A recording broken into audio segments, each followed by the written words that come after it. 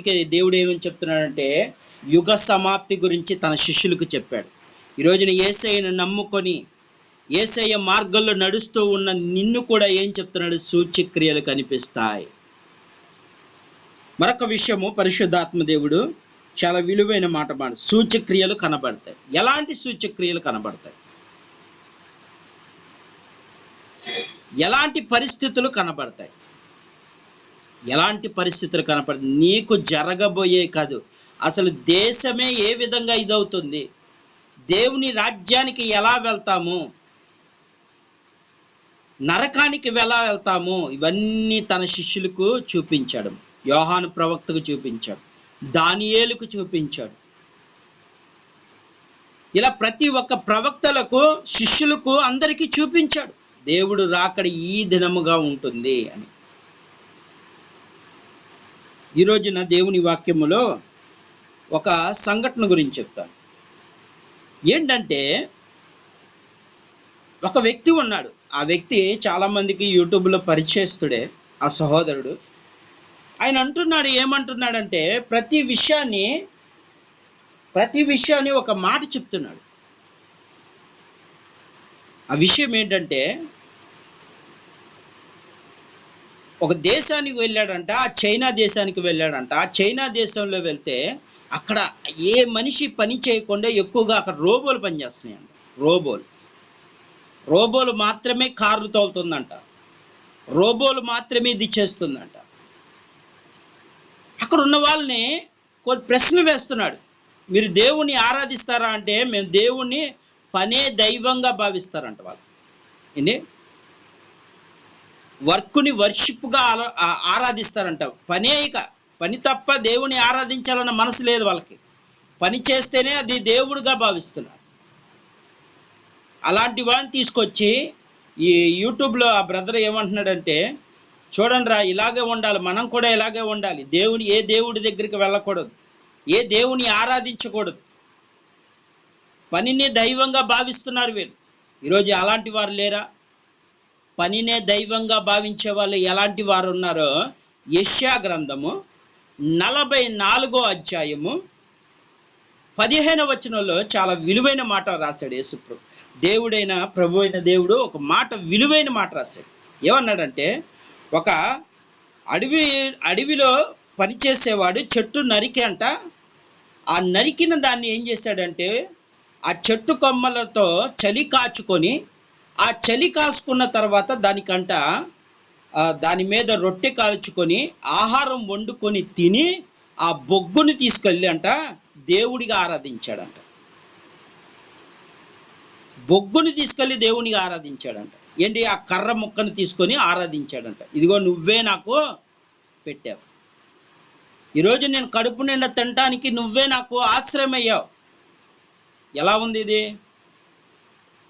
ఈరోజు అలాంటి వాళ్ళే ఎక్కువైపోయారు. చాలామంది పనినే ఏం చేస్తారంటే, పనిముట్లు కనీసం కాలు తగిలితేనే తట్టుకోలేరు. ఈ పని చేసే వస్తువులయ్యా, ఎందుకు కాలు తగులుతున్నాయి?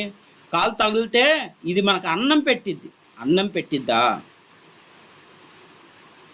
వస్తువుని అంతగా ప్రేమిస్తారు. ఈ రోజుల్లో కూడా ఇలాంటి వారు ఉన్నారు. కాబట్టి ఈ రోజున యెషయా గ్రంథము 44వ అధ్యాయంలో మరి పనే దైవంగా అంటున్నారు కదా, కొన్ని విషయాలు దేవుడు మనతో మాట్లాడుతున్నాడు. ఒకసారి ఆలోచించి, ఒక వ్యక్తి పనికి వెళ్ళాడు, ఒక నెల రోజుల నుంచి పని చేయించుకున్నాడు.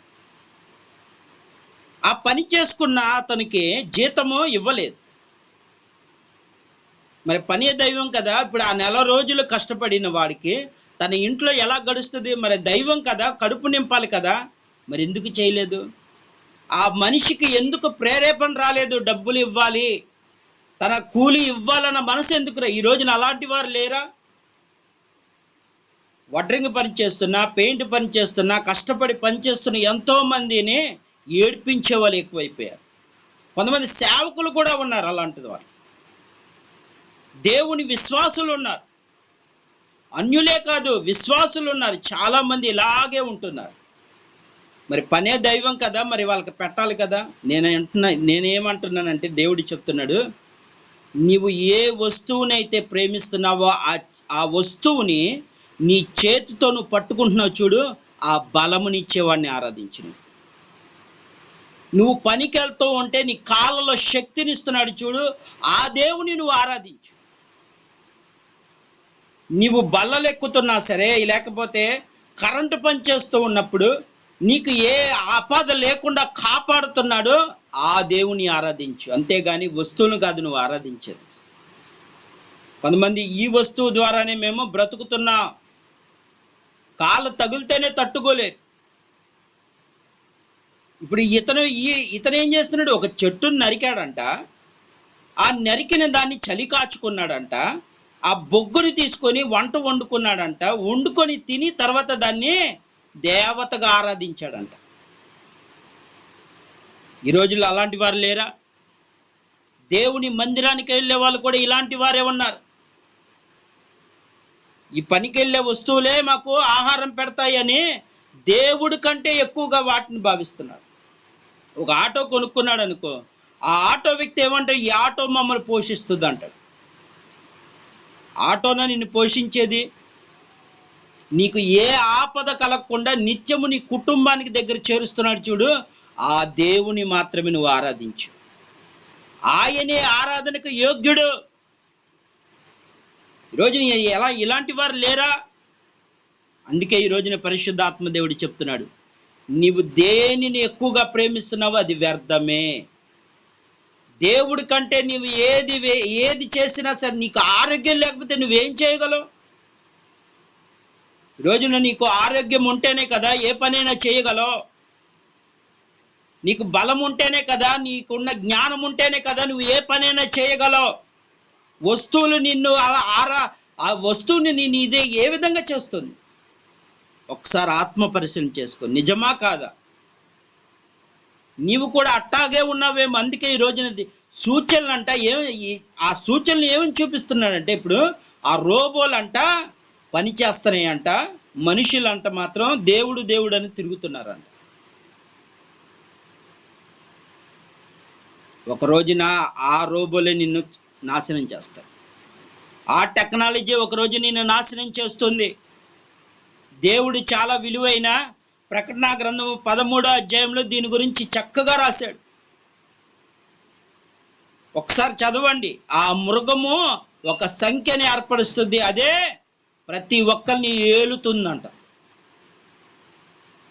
ఈరోజున దేవుని వాక్యం వింటున్న ప్రియ దేవుని బిడ్డ, ఒక్కసారి ఆత్మ పరిశీలన చేసుకో. నిజమో కాదో ఒకసారి నీ ఆత్మ పరిశీలన చేసుకోమని. సూచక్రియలు కనబడతలేదు. ఎందుకు కనబడతలేదు? నీకు సమస్యలు వస్తుంటే ఆ సమస్యలు దేవుడు ఎందుకు చూపించట్లేదంటే కారణం ఇదే, నువ్వు దేవునితో దూరంగా ఉన్నావు. దేవుని కంటే నువ్వు ఎక్కువగా ఏదేదో ఆరాధిస్తున్నావు. నేను ఒక మాట చెప్తాను, చాలా మందికి కోపం రావచ్చు, కానీ ఒకటే చెప్తున్నా. ఇప్పుడు తల్లిదండ్రులు, తండ్రి ఒక్కడే ఉంటాడా? అనేక తండ్రులు ఉంటారా? ప్రతి ఒక్క బిడ్డకే తండ్రి ఒక్కడే ఉంటాడు, అవునా కదా? ఒక తండ్రే ఉండాలి, ఒక తల్లే ఉండాలి. కానీ ఈ రోజున ఏమవుతుందంటే అనేక తండ్రులను ఏర్పరుస్తున్నారు. దేవుడు కోపం రాదా? అరచేతిలో చెక్కుకుంది ఆయన, తల్లి గర్భాన్ని వేసింది ఆయన, ప్రాణం పెట్టింది ఆయన. ఆయన కంటే నువ్వు వేరొకరిని తండ్రిగా భావిస్తే ఎలా ఒప్పుకుంటాడు దేవుడు? ఆయన కంటే నువ్వు ఎక్కువగా దేన్నైనా ప్రేమిస్తే తట్టుకోలేడు. ఇప్పుడు నీ పిల్లలు ఎవరైనా ప్రేమ ఎక్కువ చూపుతున్నారంటే నువ్వు ఊరుకుంటావా? నా పిల్లల్లో ఇంత ఎక్కువ ప్రేమ చూపిస్తున్నారు ఏంటని కోపం వస్తుంది కదా, ఖచ్చితంగా వస్తుంది. ఇప్పుడు పొరుగు వారి పిల్లలు ఎవరైనా ఉన్నారనుకో, వాళ్ళని ఎక్కువగా ప్రేమతో ఉంటున్నాం అనుకో, వాళ్ళ తల్లికి కోపం వస్తుందా రాదా? ఏంటి నా పిల్లల మీద ఎక్కువగా ప్రేమ చూపుతుందని వస్తుంది చాలా. అంటే ఒక మానవుడిగా నీకే అంత ఇది ఉంటే నీ కోసము ప్రాణమే పెట్టేశాడు, నీ కోసము రక్తము చిందించాడు, అవమానాలు పడ్డాడు, నీ పాపానంతటా భరించాడు. మరి ఆయన కంటే నువ్వు ఎక్కువగా దేన్నైనా ఇష్టపడితే ఊరుకుంటాడా దేవుడు? ఒకసారి ఆత్మ పరిశీలన చేసుకో. నీ ఆత్మను అడుగు, ఇది నిజమా కాదని అడుగు, ఖచ్చితంగా చెప్తుంది. తండ్రి ఒక్కడే ఉండాల. అనేకులు ఉండకూడదు. తల్లి ఒక్కడే ఉండాలి. అనేకులు ఉంటే ఒప్పుకోదు. ఈరోజున దేవుని వాక్యం వింటున్న ప్రియ దేవుని బిడ్డ, నీకు సూచక్రియలు కనబడాలంటే ఖచ్చితంగా చెప్తున్నాడు దేవుడు, నువ్వు దేవునికి దగ్గరగా ఉండు, దేవుని మీద ఆధారపడు. నీ పని మీద కాదు నువ్వు ఆధారపడు. ఒకవేళ నువ్వు పని చేసినా ఎదుటివాడు నీకు జీతం ఇవ్వాలంటే అది దేవుడి అనుమతి లేనిది, హృదయ ప్రేరేపణ కలిగించాలంటే అది దేవుడి అనుమతి లేనిది ఏది జరగదు.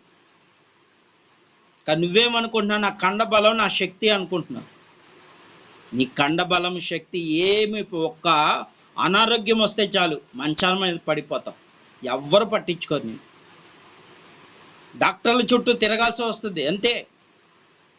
కానీ నిన్ను నిరంతరం ఏ రోగము రాకుండా, ఏ కష్టము రాకుండా, ఏ ఇబ్బంది రాకుండా మంచి ఆరోగ్యాన్ని ఇచ్చి నువ్వు రోడ్డు మీద వెళ్తే ఏ ప్రమాదము జరగకుండా నిన్ను కాపాడుతున్న దేవుడి కంటే నువ్వు ఏది ఎక్కువగా ఇష్టపడుతున్నావు? ఒకసారి ఆత్మ పరిశీలన చేసుకో. ఈ రాత్రి దేవుణ్ణి అడిగాయా, నేను కూడా ఇలాగే ఉన్నానేమో, నేను కూడా నీకు వ్యతిరేకంగా ఇలాగనే జీవిస్తున్నానేమో, నేను నీకంటే ఎక్కువగా ఏదో ప్రేమిస్తున్నాను కాబట్టి ఈ రోజున నాకు ప్రేమ కరువైపోయింది, నాలో స్వార్థం పెరిగిపోతుంది, అసూర్య పెరిగిపోతుంది, నీ గుణాలు నాకులో కనపడతలేదు. ఆయన ప్రేమామయుడు, దయామయుడు, కరుణామయుడు. నువ్వు కరుణ కలిగిన దేవుడు అయి ఉన్నావు, నాలో కరుణ లేదు, స్వార్థము, అసూర్య, ఎదుటివాడిని కొట్టాలి, ఎదుటివాడిని తిట్టాలి, అవమానపరచాలి, ఇలాంటి మనసు వస్తుందంటే నేను నీకు దూరంగా ఉన్నానేమో. తల్లిదండ్రులు నేను హింసిస్తున్నానంటే నేను దూరంగా ఉన్నానేమో. నీ మందిరానికి వెళ్తున్నాను, నీ వాక్యం వింటున్నాను, అయినా నా మనసు మారట్లేదేమో. అందుకే ఇక నుండి నీకు ఇంకా దగ్గర అవ్వాలి, నీతో ఎక్కువ గడపాలి అనే మనసు నీలో ఈ రాత్రి వస్తే ఖచ్చితంగా దేవుడు నీ హృదయంలోకి వస్తాడు. కొద్ది మాటలు దేవుడు దీవించును గాక. ఆమేన్.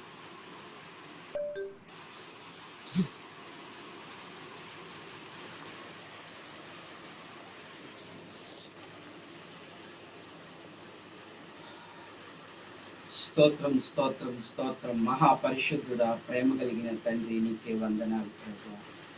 ఈ రాత్రి కాల సమయంలో బహుసూటిగా తేటగా నాతో అందరితో మాట్లాడారు. నిజమే, ఎన్నో కుటుంబాలు నీపై ఆధారపడకుండా పనే ప్రత్యక్ష దైవం అంటున్నారు.